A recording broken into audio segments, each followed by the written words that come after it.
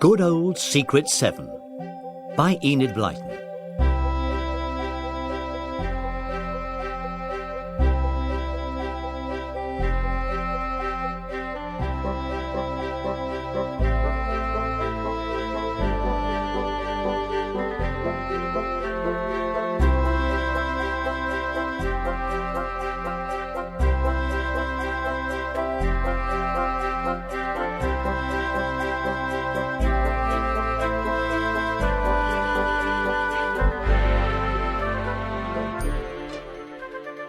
One afternoon after school, Peter went to find his sister Janet.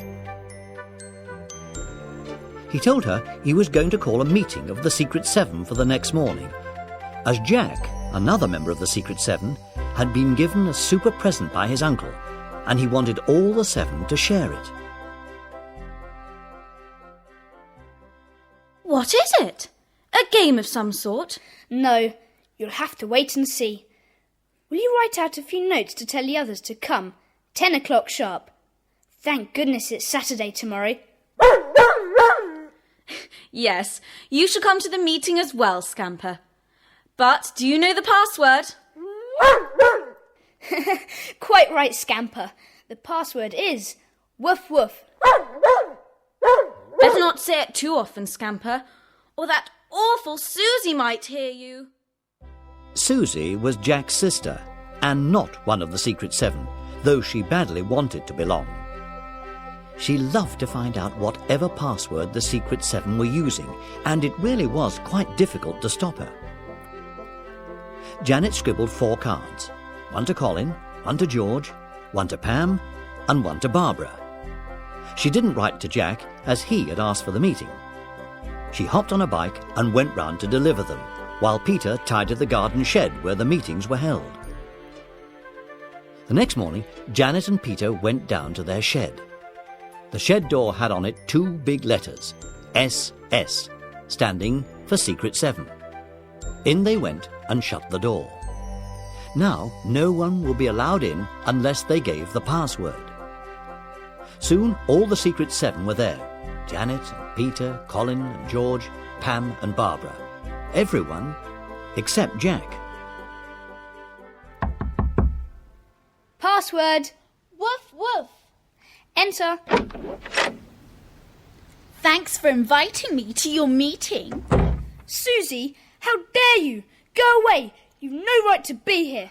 You don't belong to the Secret Seven. Well, you better let me belong then, because my mother says the present Jack is bringing is to be shared between us. Woof woof. Enter. Susie, what are you doing here? How did she know our password, Jack? Did you tell her? No, he didn't. I just hid in a bush outside and listened. Can't we turn her out? She always tries to spoil everything. You just try and turn me out, Pam. I'm going to share Jack's present as much as any of you are. And tomorrow my friend Binky is coming to stay, and she can share the present too. My half of it, I mean. Binky, not that silly giggler. She is not, George. Well, what are you going to do? All rush together and throw me out? No, I declare this Secret Seven meeting ended. I will not have strangers present at our secret meetings. We'll go indoors and see Jack's present in our playroom. All right, you win, but just you listen for a minute and hear my side of the question. If you've anything to say, Susie, say it and go. All right. That thing Jack has brought is a present from my Uncle Bob. He was a sailor. It's a telescope, and a really fine one too. A telescope? Well, Jack's idea was to bring it down here and give it to the Secret Seven. But Mother said Uncle Bob meant me to share it. Well, Jack, if your mother says so, you'll have to share it with Susie. But why not keep it down here, so that any of us can use it? We'll have to keep the shed locked then. And that means Susie will have to know where the key is. Well, as long as she doesn't try to come to our meetings again, I don't see why she shouldn't know. We've got to be fair about this, Jack. All right, be fair. But don't blame me if Susie and Binky spy on us and find out all our secrets. That does it. I know when I'm not wanted. I only came to say I'm going to share in the telescope. Goodbye, stuck-ups. Susie's got such a temper. I'm sorry. Don't worry. Come on, let's see this wonderful present. The wrappings were soon off, and the 7 crowded round as Jack put the big telescope together on its stand.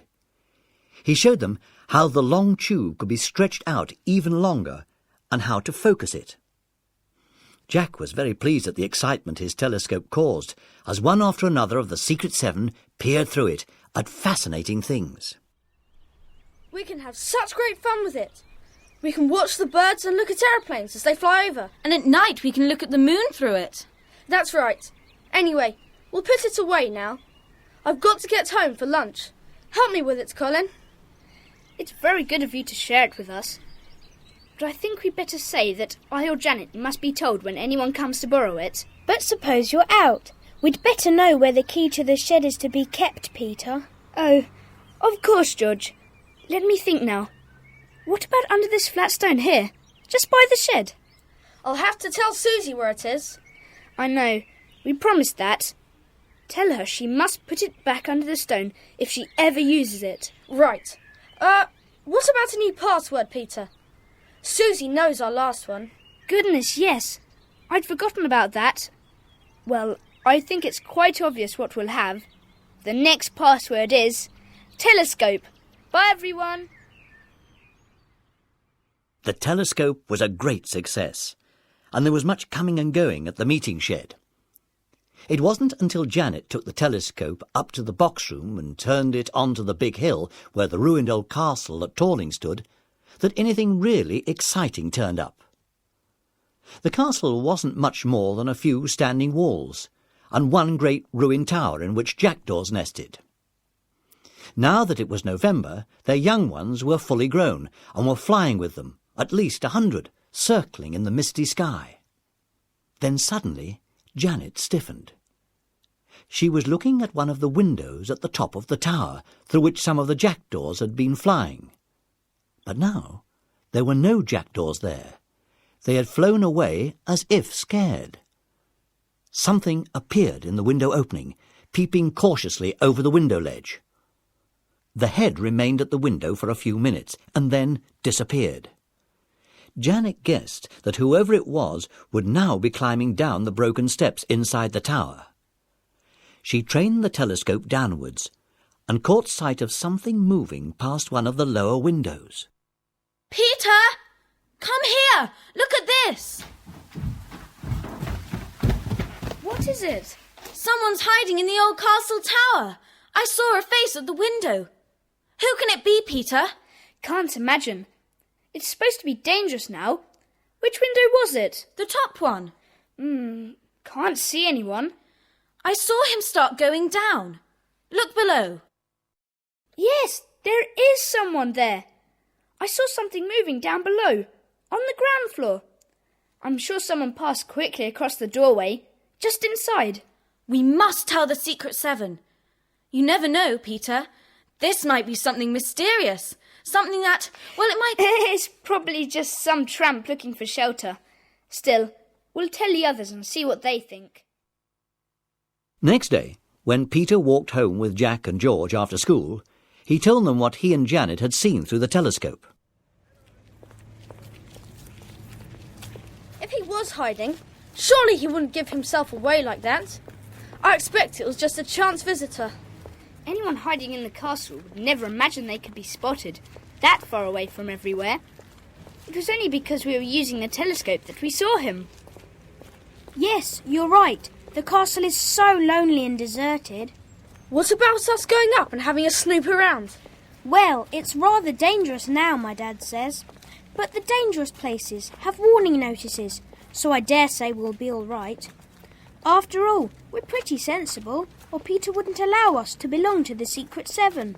Quite right. No idiots allowed in the SS Club. Well, shall we go up to the castle? We could bike or walk. Let's bike. We'll have to walk up Castle Hill, but it'll be fun to coast down. Saturday morning, then. We'll ask Colin, but not the girls. The hill would be too steep for them. But the 3 girls had other ideas. Janet was furious when Peter told her about the plan, and he had agreed it would be a secret 7 outing, not just the boys. When Peter telephoned Jack to tell him of the change in their plans, neither of them knew that Susie was listening from a hiding place. On Saturday morning, the 7 struggled on their bikes as far as they could up the hill to the castle. When they could no longer ride, they piled their bicycles in a hedge and walked the rest of the way, carrying the lemonade and biscuits they had brought with them. As they trooped up the broken steps and in at the great entrance to the castle, they stopped in surprise in the vast hall inside. Look at the great pile of twigs. Who put those there? The jackdaws. They nest in the tower chimney. The twigs must have fallen from their nest for years. There's one of the danger notices at the entrance to that room. Nobody would hide in there. Shh! Don't talk about hiding places. If anyone is hiding, they might hear you. Quite right. Come on, let's find some other rooms. Look out for any signs of people hiding. Follow me. This room looks like the kitchen. Yes. Hey, someone's had a fire in here. The sticks are still warm. Shh, you're right. It looks as if someone stamped the fire out. Talk in loud voices about ordinary things. And keep your eyes open. Let's go on. There's a newspaper. It might tell us if someone has been here recently. What date is it, Colin? Oh, no use. It's ages old. Look over there. Someone's written out a notice and stuck it up by those steps. The dungeons, unsafe, descent forbidden. Well, we won't go down there, that's certain. I vote we sit on that old stone bench and have our biscuits and lemonade. Good idea, George. I don't like to think of someone hiding in that horrible dark dungeon. Don't be a silly fool. Nobody's down there. Why should...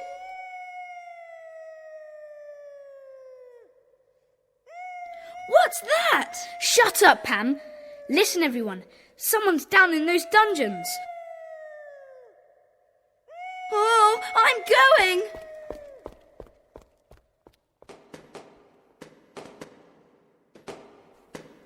Quick, run, everyone.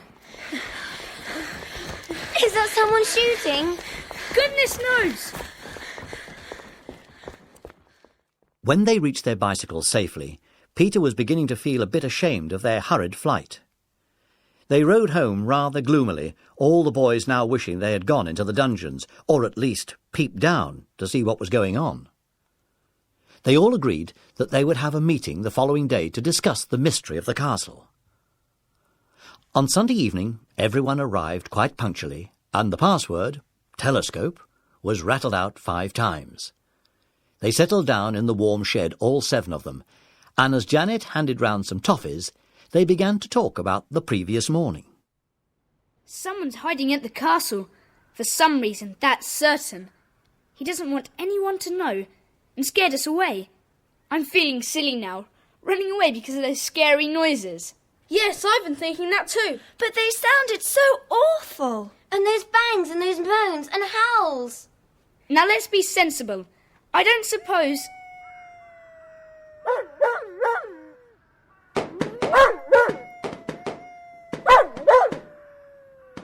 Oh, Barbara, I'm scared. Me too. I know that giggle. Susie! Binky! You beasts! Oh, you let go of me now! I've got Binky! Bring them inside, Jack! Right! In you go! Both of you! Oh! Now just you tell us the meaning of all this. I shan't say a word if you shout at me. It was you down in that dungeon, wasn't it? Yowling and making those bangs. They weren't bangs, they were loud pops. Binky, give me one of the balloons. Right. Binky, stick the pin in it. That's what scared you away. Did our hoots and yells sound awful from the dungeon? You'd no right to go down there.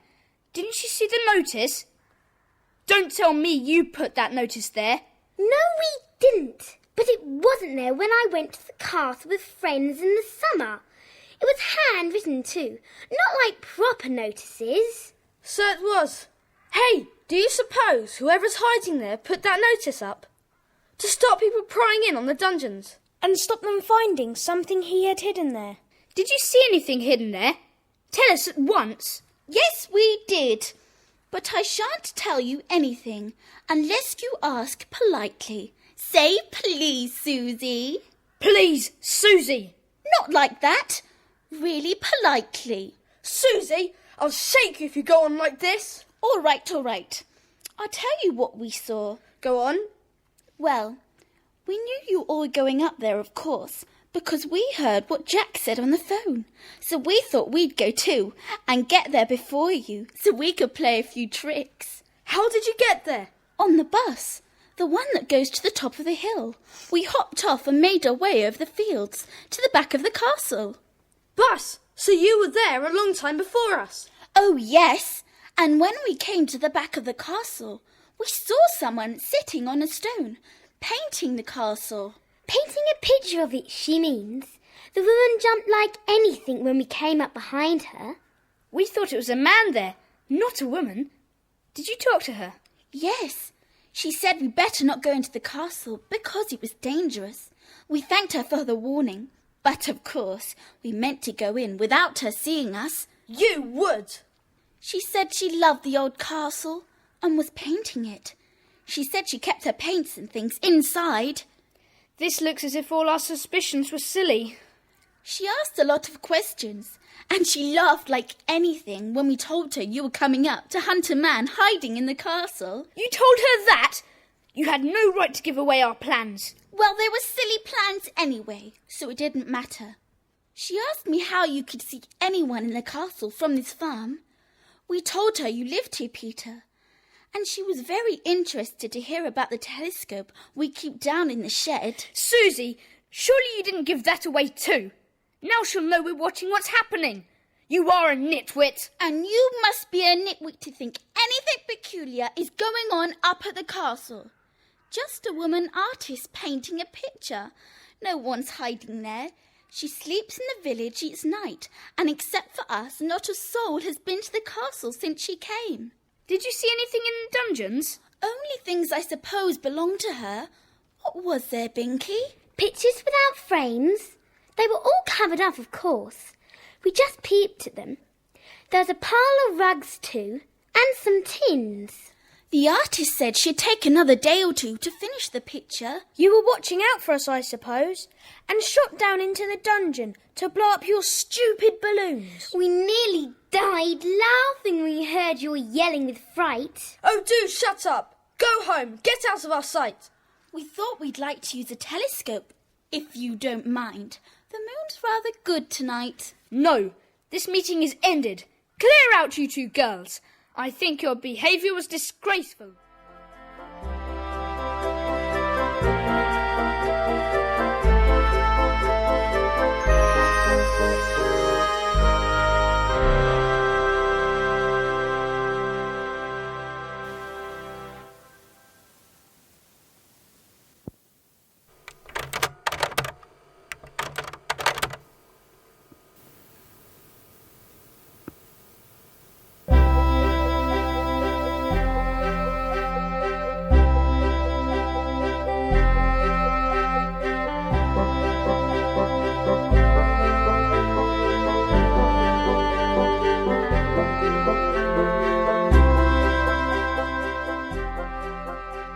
But Susie and Binky didn't go home.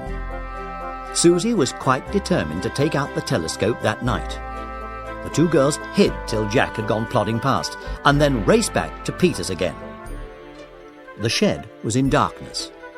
The girls found the key under the stone, unlocked the door, and set up the telescope on the low garden wall. We'll just have a quick look at the moon, then put the telescope away again. Oh, blow! The clouds are hiding it. Swing it round and look at the old castle. Good idea. Hey, Binky, there's a light in the castle. In the castle? Let me see. Yes, there's a light on the ground floor. That woman said she never slept in the castle. Perhaps there is something going on after all. Shall we tell Peter? Or shall we keep it to ourselves? No, we'll tell Peter. He'll be furious to think we've discovered something else. Come on. Look, there's a light in their playroom window. Throw some gravel at it.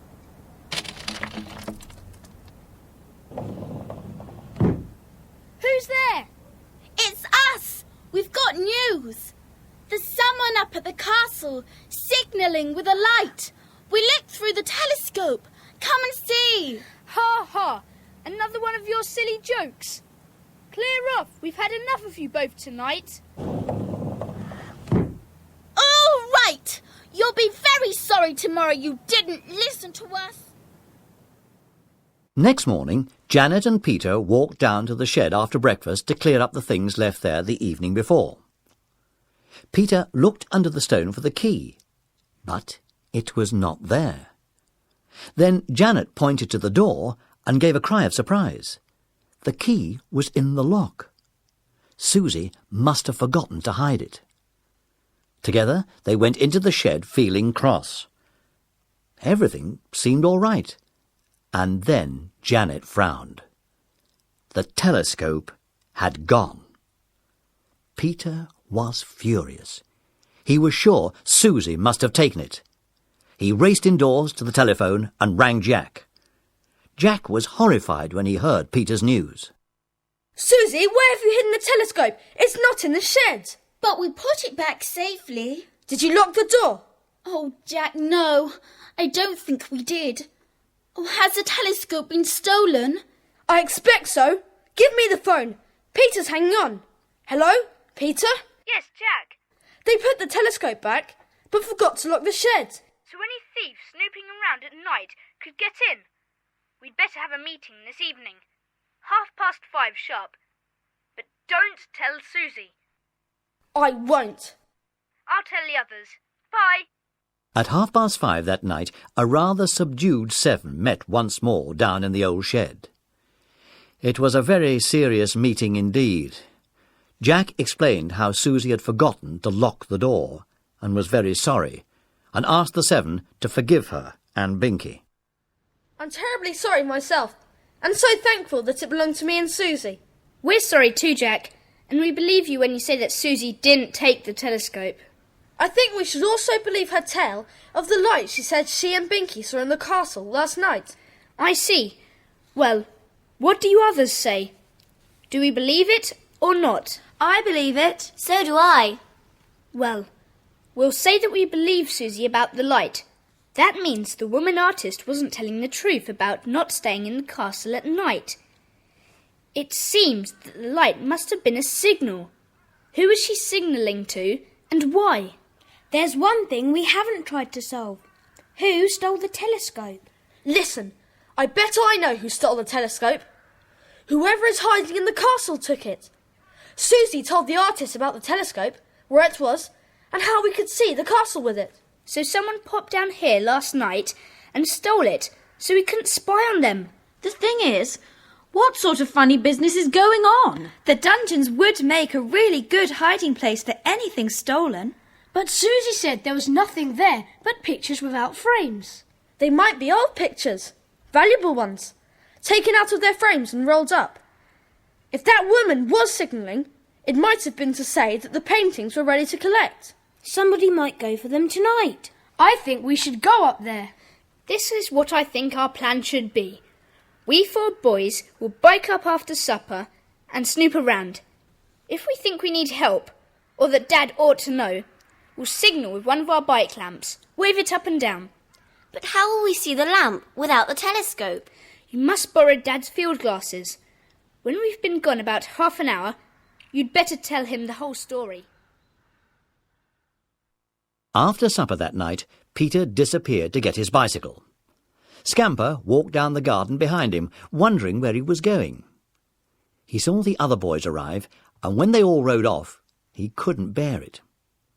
He would follow them. And so a lonely figure padded up the road after the bicycles, holding its nose in the air, sniffing. Good old Scamper. Meantime, Janet was watching the clock. She was glad when the other girls came. She waited until the boys had been gone about half an hour, and then she decided to ask for the field glasses and tell her parents what was happening. When they heard the story, her father was astounded. Bless us all. What will you children be up to next? Stolen pictures? Nonsense. Wait a minute, dear. I read in the paper about valuable paintings being stolen from Lord Lunwood's house. They were cut from their frames and must have been rolled up. The paper said... Oh, Mummy, the pictures Susie and Binky saw were rolled up. So the boys have gone up to the castle on their own? The boys can look after themselves, Dad. They'll signal if they need help. I'm not waiting for any signal. I'm going up there now and taking Matt and the gardener with me. Meanwhile, the boys had reached the castle. They had hidden their bicycles in the hedge and crept quietly up the hill. Cautiously, they stepped inside. Not a sound was to be heard. The castle was in complete darkness. The boys went on down the great hall, and then Peter caught sight of something that made his heart beat quickly. In the kitchen, a woman was lying on a mattress wrapped in rugs in front of a fire she had lit to keep her warm. Her eyes were closed. Beside her, Peter caught a glint of a clock's luminous hands and heard it ticking. Very warily, the boys went down the broken and worn old stone dungeon steps. They were glad they had their torches to see where they were treading. Here we are. What an awful place. It's not damp, though. I thought all dungeons were damp and smelly. That's why this is a good hiding place for valuable pictures. It's perfectly dry. Well, where are the rolled-up pictures Susie told us about? I suppose the men have been here already and taken them. If the thieves have been to fetch them, why is the woman still here? It surely means she has hidden them somewhere else. Yes, that's more like it. But where can they be hidden? Well, there's nothing for it but to do a bit of hunting. Come on, let's hope we find the telescope too. She's probably hidden them under her mattress. Let's have a think. Where would we hide them if we had to? I know where we'd hide them. Under all the mess of twigs the jackdaws have dropped for years. Good idea.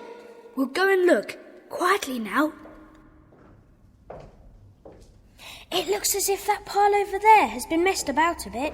Hold my torch. I'll scrabble about and see.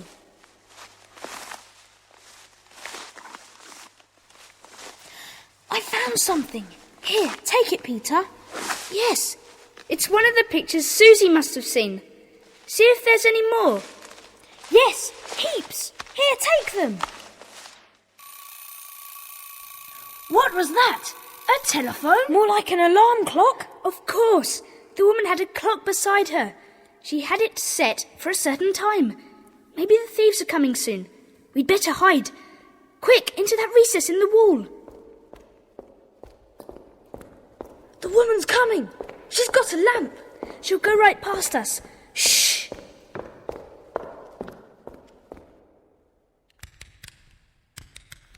She's signalling. I bet that's to say all is clear. Let's get out of here. I don't want to be found by whoever's coming. Right. We'll rush by that woman and signal with our torches when we get on the hillside. Come on, everyone! Run! Stop! Who are you? Stop, I say! They tore out into the darkness. Then Peter had a shock. He tripped over something and fell headlong, and down went all the others too. Before they could get up, firm hands took hold of them. As they did, Peter and Jack kicked the paintings they were carrying and sent them rolling down the hillside. Each boy was pulled roughly to his feet. A bright torch was shone into their faces. 3 men stood looking at them. Kids, what are you doing here? Let me go! Ah, a proper little spitfire. Stay still. Who are they? I've not seen them before. They must have been hiding in the castle. The thing's safe. I'll go and see. You let us go! Not until we know our stuff's safe. Ha! Here she comes. They're gone. These boys must have taken them and hidden them. We'll soon find out. You two, shove the kids into the dungeons and keep them there till they tell us where they put the pictures. The 4 boys were pushed very roughly indeed into the castle and down into the dungeons. Peter rubbed himself where he had fallen against the hard stone floor and began to wonder if he could possibly get out of the castle and signal home. No, he couldn't. One of the men would be sure to be watching at the top of the dungeon steps. And then something most astonishing happened. There was no man at the top of the steps, only the woman, ready to shout if the boys tried to escape. Quite suddenly, she gave a scream. Then something bounded down the steps at top speed and flung itself on top of Peter, whining in delight. Scamper! Whatever are you doing here? Clever dog. What's happening? What is it? A dog rushed past me and shot down into the dungeon. You be careful of our dog. He'll attack you if you don't let us go. Tell us where you put the pictures and we'll let you go, all right? Otherwise we'll keep you here for a week. Rubbish! Our people will soon come after us. We don't mind staying here. We'll see about that. Get him, Scamper! Ow! Get him off me! Here, boy. Good old Scamper. That saw him off. Good boy. I'm glad you trailed us tonight. Listen. Something's going on. Hey, Scamper, come back. He's gone. Let's go and see what's happening. There can't be anyone guarding us now. They went up the steps, but there was no guard at the top. Outside the castle, there was certainly something going on. Shouts and yells and the sound of feet stamping about. What a to-do. Hey, look! There's Dad and Matt and the gardener. They've caught all 3 of the men. Hello, Peter. So you're all right.